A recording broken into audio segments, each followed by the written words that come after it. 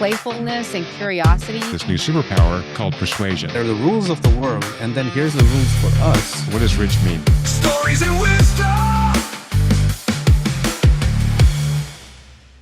Welcome to the Stories and Wisdom podcast. Today, we are honored to have with us Megan Lawrence, a thought leader in workplace well-being, resilience, leadership development, and of course, accessibility. Welcome, Megan, to the Stories and Wisdom podcast. Thank you so much for having me. It's great to be here. So, Megan, you worked at the intersection of people, business, purpose, accessibility, and helping organizations build healthier and connected cultures. And I know you work with executives, but a lot of customers, but also technology in all of that and a set of practices. So for people who are meeting you for the first time or your work, how do you describe what you do? I consider myself to be an accessibility professional. And so part of what that means is really thinking about how do we embed accessibility to include people with disabilities along the entire journey. So thinking about what does it mean to build programs within HR that support people with disabilities, thinking about innovation in product and how we're using inclusive design methodologies to not only increase usability, but ensure that people throughout their lives, no matter what their limitations may be, can continue to use products. And then really about how do we talk about it? And I love being here because I think storytelling and being able to talk openly about disability is an incredibly important topic, especially right now. And then you did mention consumers. That's probably one of my favorite parts of my job, is really thinking about how are we meeting the needs of people and how are we incorporating people with disabilities so that we're not designing for people with disabilities, but we're designing with people with disabilities. Yeah, I think we met almost a decade ago. Oh, wow. You're really aging us, Pradeep. Okay. So I bring that back because our next segment is Memoir Moment.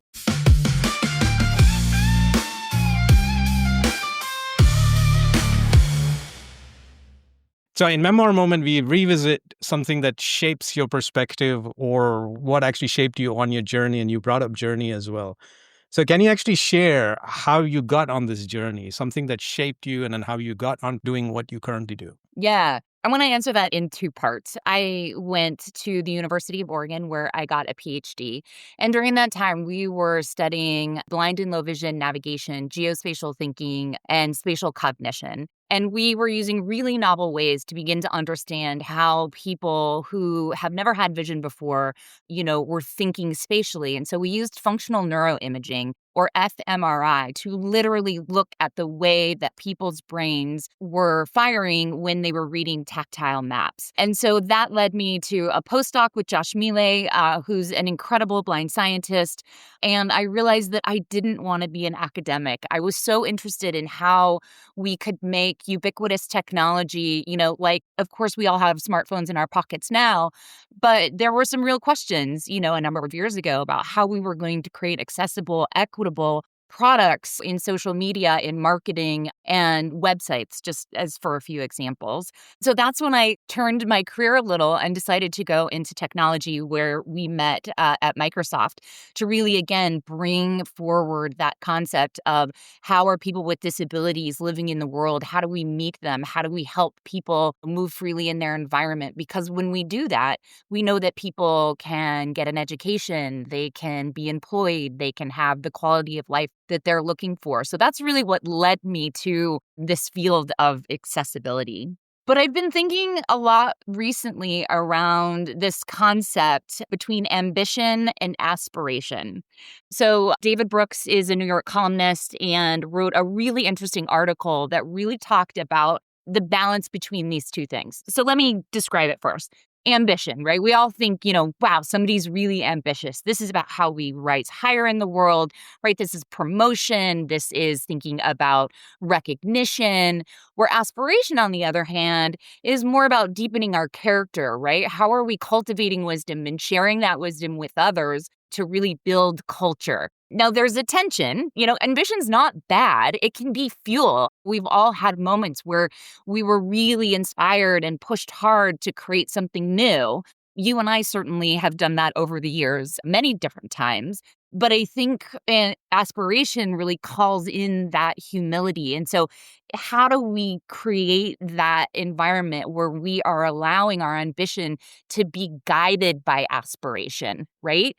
For me, this article really put into words how we can continue to marry, again, like I said, the ambition of creating accessible and inclusive products with the aspiration of changing culture and bringing people with us along on this journey, so that it's not the accessibility department that is thinking about people with disabilities, but it's really all of us embedding this inclusive design thinking in the way that we do our jobs, no matter what our job might be. So you mentioned that there's a tension. Can you talk through what this tension is and why it exists? I think that in modern corporate America, oftentimes we see these paths where we're thinking about, what's my next promotion? How am I raising within a particular organization? How are my ideas being received by leaders? And sometimes that can be and feel very an individual journey versus this concept of saying, I have, and I truly believe after 20 years of working in accessibility, wisdom that I want to impart on people so that it is about bringing an entire group of people, an organization, a culture forward, rather than me just looking for my next role or my next promotion. So there is this tension, I believe, in what parts of it are these individual aspirations to push forward and push harder, and how are we using our wisdom to bring people along that journey, even if that means other people get promoted or moved into other parts of the organization that make us more whole.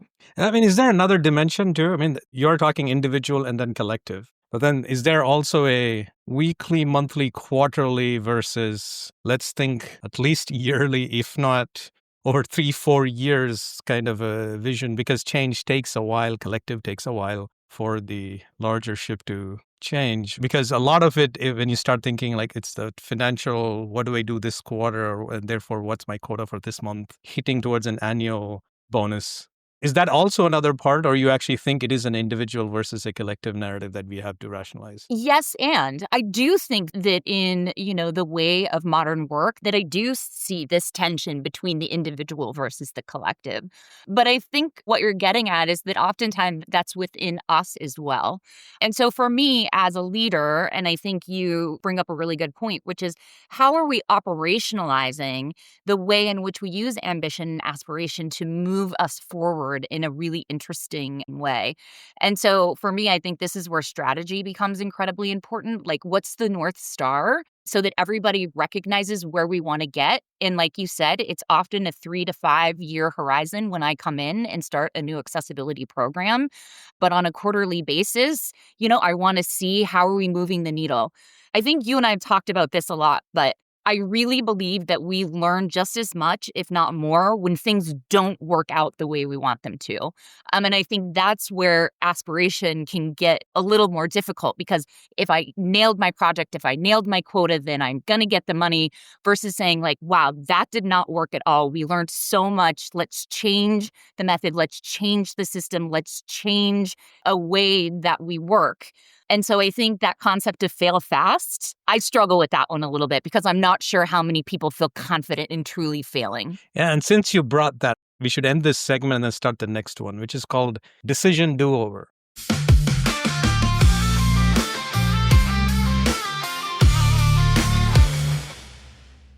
Absolutely, with fail fast, as you brought in, it helps you think about a choice that you might have made either for yourself or the organization that when you look back on hindsight might look different. So do you have any decision do-overs that you want to share and take a do-over on? There's so many moments in a career where we make choices, and it is more important to make choices and move forward and learn and grow than it is to kind of get caught in that decision-making fatigue and or freeze. And so I think that there are many things that I've learned over career, and that's the brilliant part of having been in this industry for so long. But one of the things that I think really stands out to me, and I talked about this a little bit earlier, which was about storytelling. So as the accessibility lead, I am developing programs, policies, procedures to ensure that we are meeting both compliance, right? Because there still is legality worldwide around accessibility. But we're also, in my mind, pushing an innovation, which is how are we sending people with disabilities to space? How are we creating new sneakers that people with prosthetics can wear or put on without any hands or arms? I mean, there's just so many ways that we can push these boundaries of innovation. And I think for me, it can be challenging to motivate somebody around, or to say, what motivates you? Is it the compliance that motivates you, or is it the innovation that motivates you? Oftentimes it's the compliance. And so for me, I'm really looking at how do we say, yes, compliance is a part of this, but it's really about the innovation.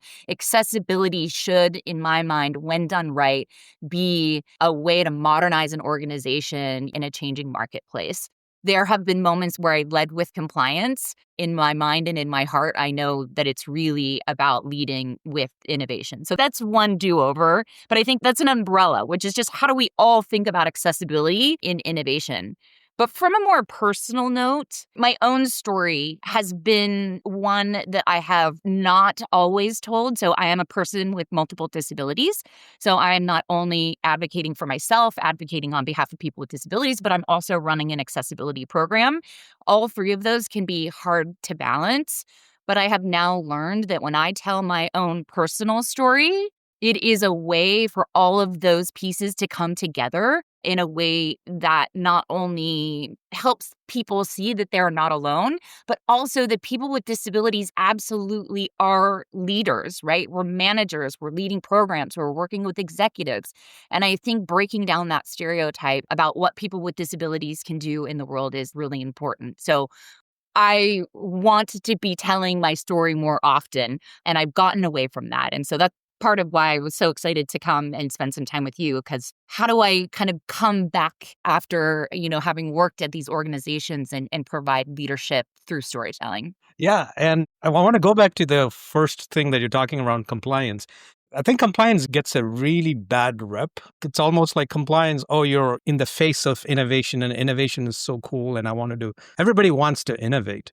Almost nobody wants to be compliant unless they're forced to. Like, it's like parents saying like, you shall come by 6 o'clock. And I'm like, oh my goodness, I have to be there. Otherwise, like there's a blade hanging about your neck or something. That's what compliance feels like. But we do know compliance can be somebody with a vision. And Europe does this, especially in accessibility, a lot more and a lot better than I know North America does. And North America does much better than several parts of Asia. And it's a relative thing. But when the compliance in Europe says you do this, and then suddenly we are faced with like, oh, really? Now I have to take 6 more months to ship that and be compliant. And as we do that, and even in my example, I remember when you were my compliance officer for accessibility, saying, are you WCAG compatible on these levels? I'm like, I have no idea what you just said, but I'll go figure it out. And when I started doing, I realized that this is really hard work to make a platform WCAG compatible, but we didn't write the code. Like this is early design itself. But because that compliance was there, we could innovate around that, build something that was so much more simpler because we just kept taking more things out and making it simpler, that the experience got more fluid. And even with Stories and Wisdom, we won a lot of awards, especially for UX, because of accessibility, because we are more compliant, because that design first element helps us innovate. And I felt like we want to make that point. It's not like compliance is a stick, sure, but I think it helps better innovation happen, better in the sense of more simpler, and it opens up new markets. So a couple things there. That, to me, truly is a mature way of thinking about the relationship between compliance and innovation. Your example is brilliant, which is when we designed through the lens of accessibility, we literally created a better product, right? And we have now met compliance so that we reduce the legal risk that could be happening there.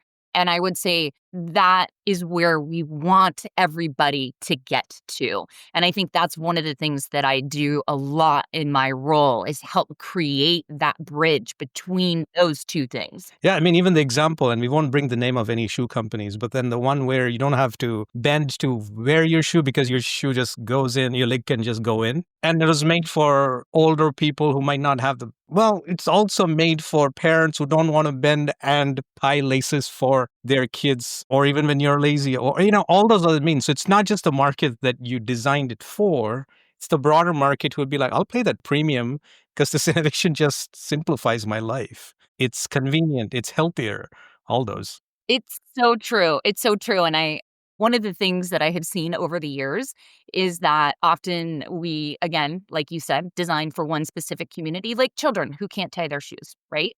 And then all of a sudden we see that expansion of like, oh, I've got two Labradors who are very excited to do a walk in the morning. You do not want to stop and tie your shoes when you've got two crazy fun dogs that want to get out. Oh, now I've injured myself, right? I've torn my rotator cuff. And so again, I think that lends to this concept of like the spectrum of disability, which is, yes, there are people who have permanent disabilities like limb loss, but there are people who have temporary disabilities like a broken arm or some sort of an injury. Well, now all of a sudden that product becomes incredibly important during that healing process.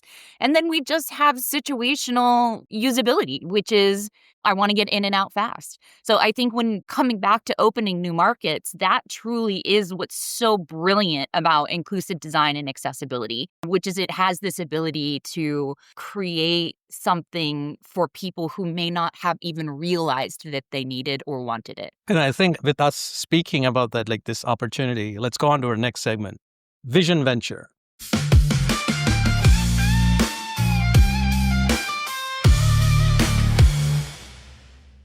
So it's about what's ahead. I know even for you, there's a lot of things ahead within a pivotal moment, and you can share as much as you want. But I want to put the context for you in terms of what's the next frontier that you're excited about, well-being and in the leadership space. Let's just use that word. So I've been thinking about this a lot lately in terms of my own mental health and well-being. And I think that during the pandemic, this was a topic so many organizations were addressing. Certainly at Microsoft, I led a lot of the work, and you were partnering with me on how do we really think about mental health in the context of a work environment? What does that mean in terms of how we design technology? And one of the products that came out of my time there was the Mental Health Inclusive Design Toolkit, and was really thinking about how do we move beyond WCAG, which is, international accessibility standards for technology, or move beyond the Americans with Disabilities Act or the European Accessibility Act. There's several that we could quote, and really start thinking about this concept of technostress.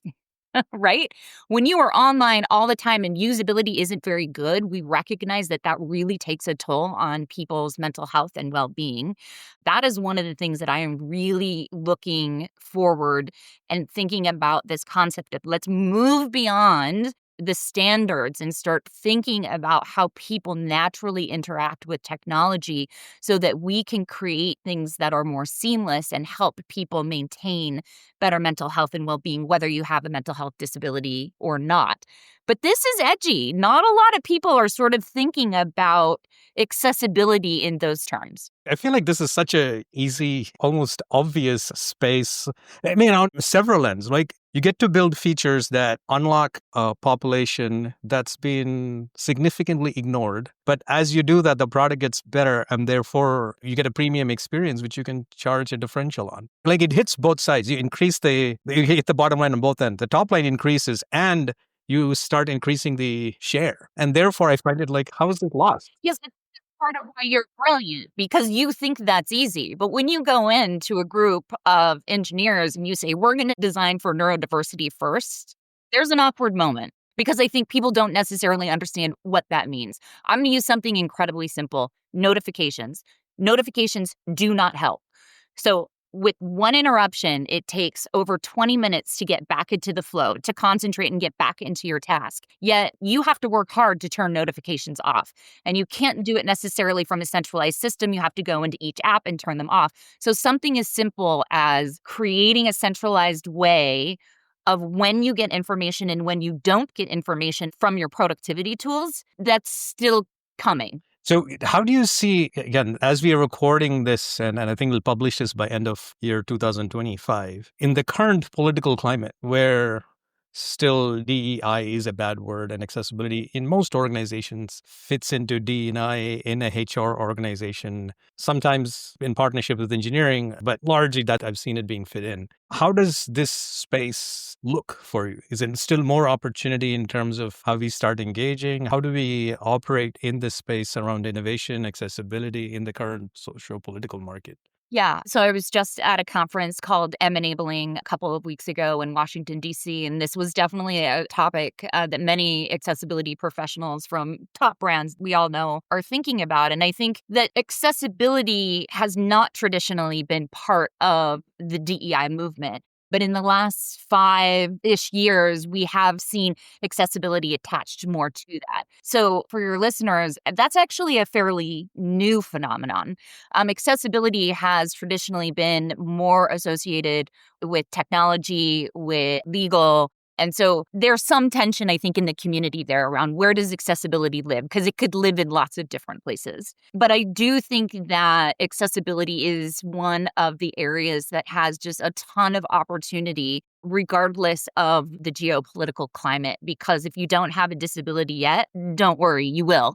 This is part of the human experience and part of something that every single one of us either will experience ourselves, to be honest, and, our communities, whether it's our families or our friends. We all know people with disabilities. So I think that this particular topic is one that will continue to grow because of the sheer humanity, I guess, is the way I want to, with this shared experience that we're all going to have. Okay, Megan. So the next segment is called Puzzle Point.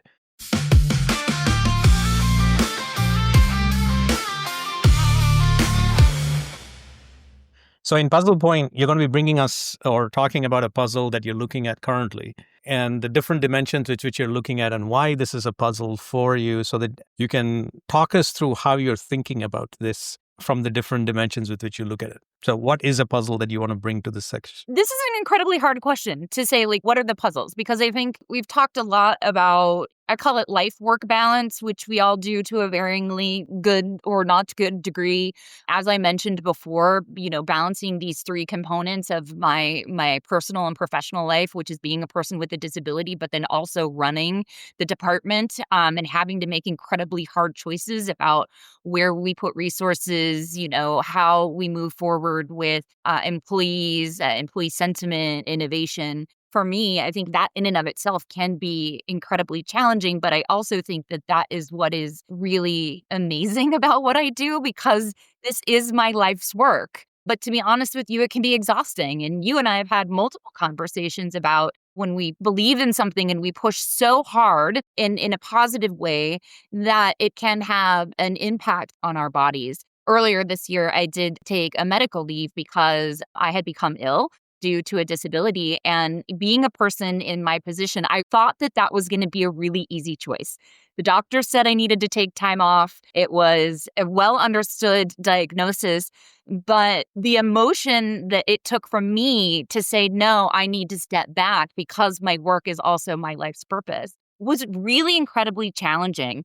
And so to come back to that concept of telling my own personal story, I mean, this is the first time I've ever really talked about taking that medical leave and how incredibly challenging that was for me as a person that advocates every day for taking these kinds of leaves. But making that personal choice for myself was so hard.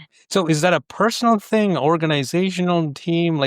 Why was it hard? I think there's multiple components. I think part of it is this concept of resilience, and that I wanted to continue to be resilient and work even though I was experiencing some medical concerns. So part of that was just this personal conversation I needed to have with myself around the importance of what it means to take care of myself and step back, and that resilience and self-care in and of itself is really important. And it looks like lots of different things, not just continuing to go into the office and push for these programs that we know are so important. I do also think it is about organizations. And this is where managers become such a critical inflection point around how they are supporting their employees and supporting their employees with disabilities. And when we have managers that say, absolutely, how do I help you navigate this process? Because we want you to be here doing your best work. And we want to support that through workplace policies. And so that, I think, is just a real word of encouragement to managers out there to have conversations, to see people in their entirety, not just what they're showing up and doing for you in the workplace every day, because it's easy to allow disability stigma and ableism to come in when things are not well understood. And I've experienced ableism my entire working career because disability is so often misunderstood. And you and I have talked about this, but one statistic, which is 70% of disabilities are invisible. So most people are working with folks with disabilities and don't know it because somebody hasn't told them yet. And so when we talk about organization and culture, designing inclusive cultures isn't just for the people who've raised their hand to say, hey, I have a disability. It's for everybody that is in that organization and living their life. Did you take the high performance mindset training program that was there at Microsoft? No. Okay, so this was Dr. Michael Gervais, his work. It was work that was used by the Seattle Seahawks. That's right. During the multiple run towards the Super Bowl and even won a Super Bowl as well. So it came right on the back of that into the company. And the part where I was surprised, because when I never played tennis professionally, but I mean, I could be on a college team, but I would be on the bench. I could, unless somebody has something. So it's good enough, but not really that good. But beyond recreational. Yes. And largely, I remember it was always like, go do these drills. Even math was like, go do these drills, to the point where just like, I thought I liked this, but I really now hate this. And it felt like you had to do this and hate it to be of that next level. And that's what I think you're going, like this grit that you have to keep working and going for. What I learned in that high performance mindset was not to continuously keep performing. He actually brought in like, no, there's this third thing, and it has nothing to do with skills. It's all about recovery. And I had a whole week, and all that week's set of lectures and homework that he had given was around three things, if I remember. One was breathe. And I was like, really, a class on breathing? And then he gave these homework. I'm like, oh, I struggle at breathing. Because the way he wanted it to be like, see how you breathe and make points. And then are you meeting these time-based goals? It was hard to breathe. The way he had said, and you realize like, oh, I've been doing this all my life and I suck at it, breathing. Second one was water, hydrate, keep track of and hydrate. And I go like, I was incredibly dehydrated. I did not know that. Yeah, so meaning what I was used to, a sense of thirst, meant, oh, you're going to faint. That's when You're too late. Yeah. So it was like my hydration at the best level was at really low hydration, because I had moved myself to that level over decades of just living that way. The third one was sleep. And he had all these set of, here's what you're going to do. So by end of that multi-week program, his whole goal was you're going to sleep and you feel it different. And electronics is one of them. Don't use electronics beyond this time frame. Don't eat these things or these type of things beyond like caffeine, sugar, and all that. Like water is fine. But those were the three things that he was looking at, all related to recovery, which is a big third, as important as skill sets in a high performance mindset. Recovery for actually being a better athlete in the enterprise scenario. But the same thing with the Seahawks was all about recovery. And I see that even with other sports, like cricket always used to be like, go do this. But then now there's go recovery. Tennis as well.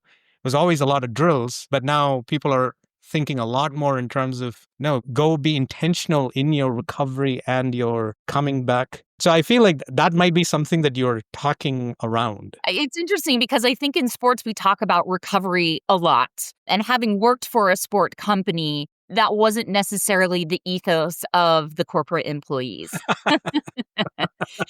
So, it's a very interesting point that you make, which is we understand fundamentally that humans need that recovery in order to perform and certainly to become a high performer.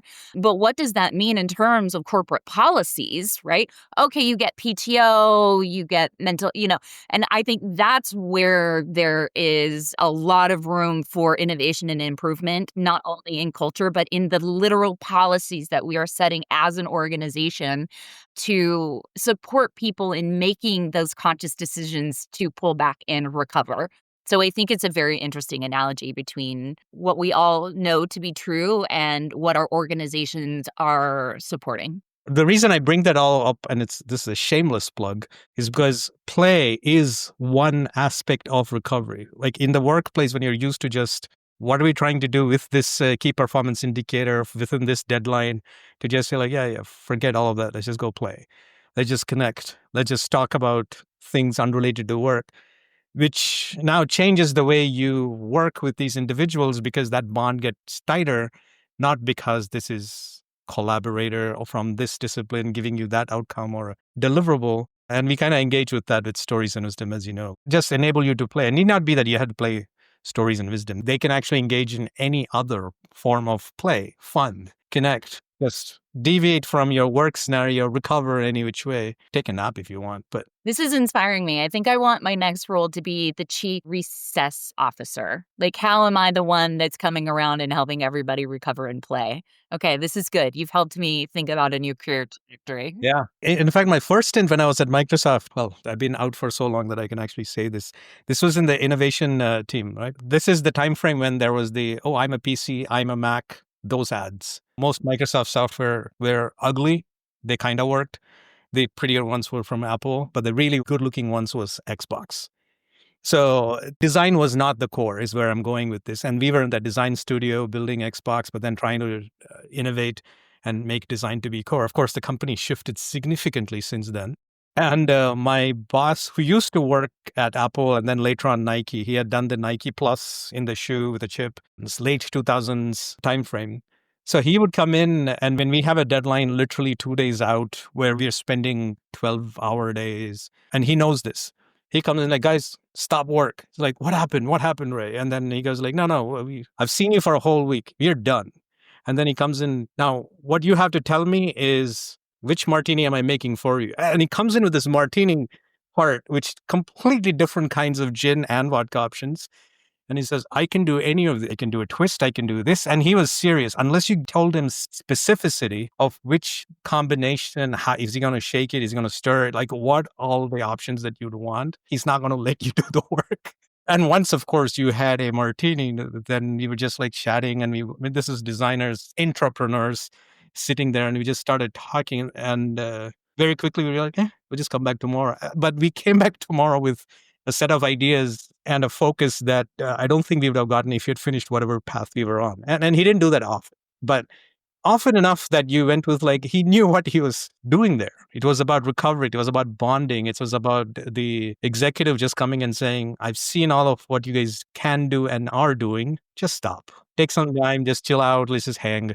I mean, we've seen that multiple times. We worked with a set of executives specifically around the conversation about mental health in the workplace. And again, it was a conversation, and people began to get incredibly honest about not only their own experiences with mental health and well-being, as vice presidents of these Fortune 50 companies, but also really what that meant in terms of their management style. And like you said, when do we push? When do we stop? When do we pull back? When do we play? And I think that is an incredible leader that is thinking and holding all of those things lightly and understanding when to push and pull on all of those levers. And with that, Megan, we're going to go to our last segment. This segment is called This or That. So it is a play segment. It's a game break segment. And this is the Megan Lawrence edition.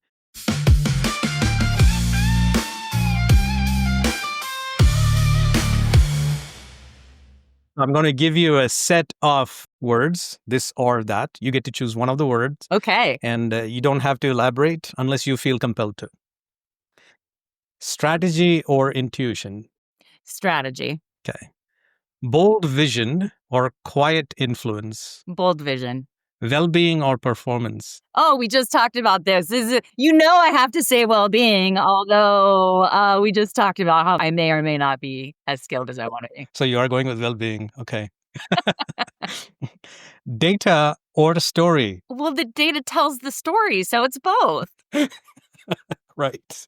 You can't choose. This one is a good way to end this. Resilience or reinvention? Oh, this again goes back to what we were talking about. And, for me, it's got to be reinvention because I'm constantly thinking about how do we push the boundaries of what's possible? How do we infuse new ways of thinking and methodologies and everything from social media platforms to aerospace technology? So I think when we come with the attitude of curiosity and not judgment, not to quote Ted Lasso, but that's where something magical really starts to happen when we allow ourselves to be overcome by curiosity instead of pushing what we've always known to be true. Brilliant. Megan, thank you for sharing your wisdom today at the Stories and Wisdom podcast. For listeners who want to follow your work or stay connected, where's the best place for them to find you? LinkedIn. LinkedIn. Today, right, you had a lot of reflections that remind us about well-being isn't separate from leadership, but also, even with the right intentions, it takes a lot of courage to even be on the path that you are preaching for everybody else. And it is very hard even for us to do that, and it takes a lot of effort or even like support to put you on that path. And thank you for showing that, like with presence, purpose, and care, that you can transform not just leaders, but cultures and the organizations that they build. So thank you for being on the podcast today, Megan. It was such a pleasure. Thank you for having me. And to everyone listening, thank you for joining us. We'll be back with more unique stories, questions, and wisdom on the Stories and Wisdom podcast. Playfulness and curiosity. This new superpower called They're persuasion. the rules of the world, and then here's the rules for us. Real deep pain. That was a very different level of inequity. What does rich mean? Stories and wisdom, we rise.